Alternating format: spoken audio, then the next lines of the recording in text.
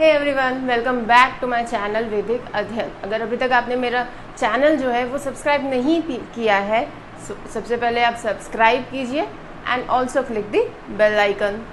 चलिए अब हम लोग आज जो है वो स्टार्ट करते हैं आगे। दैट मीन्स कि मैंने आपको बताया था कॉजी कॉन्ट्रैक्ट क्या होता है, कैसे अराइज होता है, सारी चीज़ें मैंने डिस्कस की थी। अगर वो वीडियो आपने नहीं देखा है so please and check that video. Okay, so now इस वीडियो में जो है आज हम लोग डिस्कस करेंगे conditions. What are the conditions to arise and quasi contract. हम लोग आज देखते हैं कि कॉजी कॉन्ट्रैक्ट को अराइज करने के लिए कौन कौन सी कंडीशंस जो है वो होती है। तो ये दिया गया है आपके सेक्शन 68 से लेकर के सेक्शन 72 तक। So let's started and started with section 68। Let's go.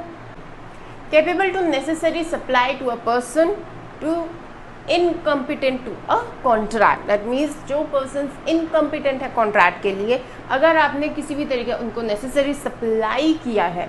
अब इनकेपेबल कौन हो सकते हैं कॉन्ट्रैक्ट के लिए? माइनर हो सकता है या फिर इडियट हो सकता है, ल्यूनाटिक हो सकता है। That means unsound mind persons. तो या तो माइनर हो या तो अनसाउंड पर्सन हो। अगर आपने इनको किसी भी तरीके से नेसेसरीज जो है वो सप्लाई किया है, देन आप जो है सिर्फ माइनर या लूनाटिक इन्हीं से अपने जो है रिकवर जो है वो इन्हीं लोगों से आप करोगे, इनके पेरेंट्स से नहीं करोगे। इनके पेरेंट्स से आपका कोई राइट नहीं बनता है। इनके स्टेट से आप कर सकते हो, इनकी प्रॉपर्टी से आप कर सकते हो, लेकिन इनके पेरेंट्स के जाके इनको बॉदर करना ये आपका राइट नहीं बनेगा।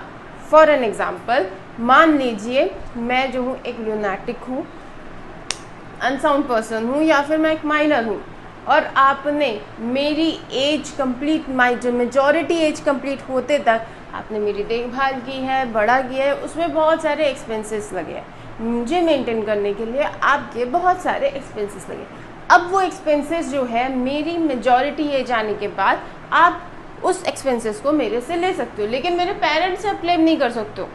आप वो चीज़ें मुझसे ले सकते हो, मुझे बोल सकते हो, मुझसे क्लेम कर सकते हो, या फिर मेरी स्टेट से, मेरी प्रॉपर्टी से क्लेम कर सकते हो, लेकिन मेरे पेरेंट्स से इसका कोई भी लेना देना नहीं रहेगा।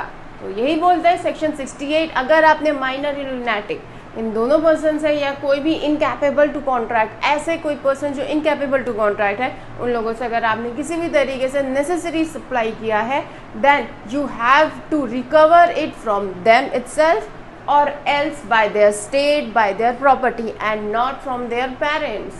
यही सेक्शन 68 है। तो चलिए नेक्स्ट सेक्शन की तरफ बढ़ते हैं और देखते हैं सेक्शन 69 क्या बोलता है। Section 69, reimbursement of money paid due by another. Basically ये इंटरेस्टेड पर्सन के थ्रू किसी पेमेंट को करने की बात करता है। इसको समझाने के लिए मैं आपको डायरेक्टली एक एग्जाम्पल के थ्रू समझाऊंगी। मान लीजिए मैं किसी के घर पे रेंट पे रह रही हूँ। अब मैं वहाँ रेंट में रह रही हूँ। अब उस घर का जो टैक्स है वो तो मेरा ओनर ही पे करेगा। मकान मालिक ने बहुत टाइम तक इस घर का टैक्स जो है वो पे नहीं किया है। अब बिकॉज की टैक्स पे नहीं हुआ है, इसलिए ये घर जो है वो नीलाम हो जाता है, ऑक्शन में चला जाता है। अब मुझे तो यहाँ रहना है, मैं तो रेंट पे रह रही थी, इसीलिए I am become an interested person, और इंटरेस्टेड पर्सन बन के मैंने अपने ओनर के बिहाफ में सारे टैक्स जो है वो पे कर देती हूँ। अब बाद में मेरे पास ये राइट रहता है कि जो टैक्स मैंने पे किए हैं मैं उसके रिकवर के लिए मैं क्लेम कर सकूँ अपने ओनर से। ये राइट आपका बनता है और यही बोलता है आपका सेक्शन 69। चलिए अब आगे बढ़ते हैं और देखते हैं section 70। Obligation of a person enjoying benefit of a non gratuitous act. इसको भी मैं आपको एक एग्जाम्पल से समझाती हूँ। मान लीजिए मैं अपने किसी एक फ्रेंड के यहाँ पे गई हूँ, अपना कुछ सामान लेके गई थी। अब वो सामान जो है मैं बाय चांस, बाय मिस्टेक मैं वहाँ भूल जाती हूँ। अब मेरे फ्रेंड ने उसको सारा यूज़ कर लिया, उसको पूरी तरीके से डिस्ट्रॉय कर दिया। अब जब मैं उसके पास जाती हूँ और मैं बोलती हूँ कि मुझे मेरा सामान वापस चाहिए, तो या तो अब इस कंडीशन में क्या होगा, या तो वो मुझे वो गुड्स जो मैं भूल गई थी वो मुझे रिटर्न करेगा, और अगर बाय चांस वो रिटर्न नहीं कर पाता है then I can claim for a money. उसके रिप्लेसमेंट में जितने का भी वो गुड्स रहेगा उतना अमाउंट मुझे रिटर्न करना पड़ेगा, और यही बोलता है आपका सेक्शन 70। Let's get started. चलिए अब हम लोग आगे बढ़ते हैं and let's see what say section 71। Section 71 आपको बोलता है फाइंडर ऑफ गुड्स के बारे में। मान लीजिए एक एग्जांपल देते हैं, इसको एक एग्जांपल से समझते हैं। एक एग्जांपल देते हैं, लाइक मान लीजिए मेरा कोई सामान जो है, मेरा एक वैल्यूएबल कोई सामान है जो गुम जाता है, मुझे नहीं पता वो किसके पास है क्या है, मैं बात जाके उस जगह में बहुत खोजती हूँ लेकिन मुझे नहीं मिलता है। वो मिल जाता है, मान लीजिए वो आपको मिल जाता है।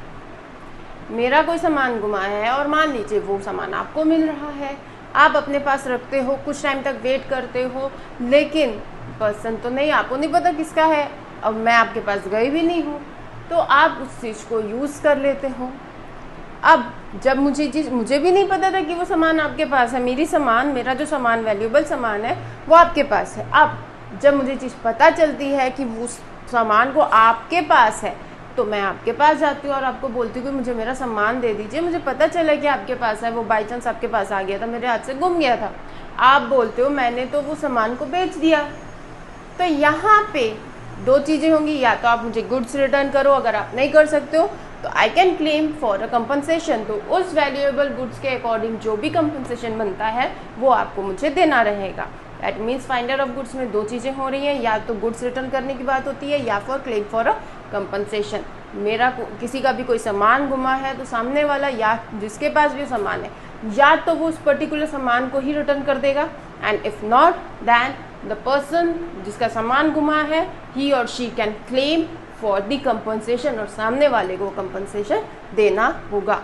यही है आपका section 71। Then now let's go for the last section, that is section 72।